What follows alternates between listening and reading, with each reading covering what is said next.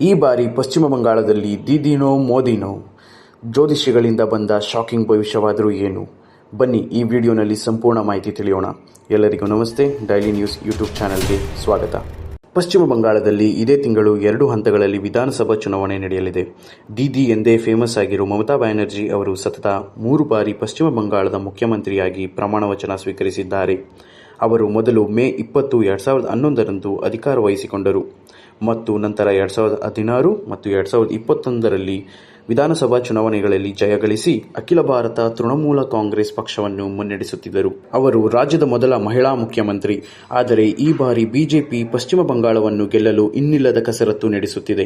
ನುಸುಳುಕೋರರ shock. ದೀದಿಯ ಕೋಟೆಯನ್ನು ಭೇದಿಸುವಲ್ಲಿ Modi success ಆಗ್ತಾರಾ ಎನ್ನುವುದು ಸದ್ಯಕ್ಕಿರುವ ಕುತೂಹಲ. ಏಕೆಂದರೆ ಪಶ್ಚಿಮ ಬಂಗಾಳ ಕೆಲವು ವರ್ಷಗಳಿಂದ ಇನ್ನಿಲ್ಲದಂತೆ ಹಿಂಸಾಚಾರ ಕಂಡಿದೆ.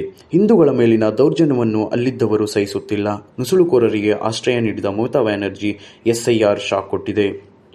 ಲಕ್ಷಾಂತರ ಮಂದಿ ನುಸುಳುಕೋರರು ಗಡೀಪಾರಾಗಿದ್ದಾರೆ. ಇವರೆಲ್ಲ ಮಮತಾಗೆ ವೋಟರ್ಸ್ ಆಗಿದ್ದರು.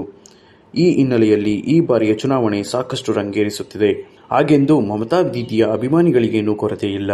ಇದೇ ಕಾರಣಕ್ಕಾಗಿಯೂ ಇಷ್ಟು ವರ್ಷ ಆಕೆ ಅಲ್ಲಿ ಅಧಿಕಾರ ನಡೆಸುತ್ತಿದ್ದಾರೆ. ಆದರೆ ಈ ಬಾರಿಯ ಚುನಾವಣೆ ದೀದಿಯ ಲೆಕ್ಕಾಚಾರವನ್ನೆಲ್ಲ ಬುಡಮೇಲು ಮಾಡುತ್ತಾ? ನೋಡೋಣ.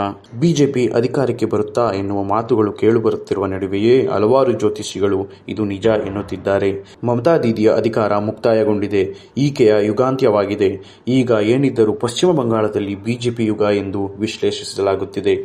ಧನ್ಯವಾದಗಳು. ಈ ವಿಡಿಯೋ ಇಷ್ಟವಾದಲ್ಲಿ ಲೈಕ್ ಮಾಡಿ, ಸಬ್ಸ್ಕ್ರೈಬ್ ಮಾಡಿ.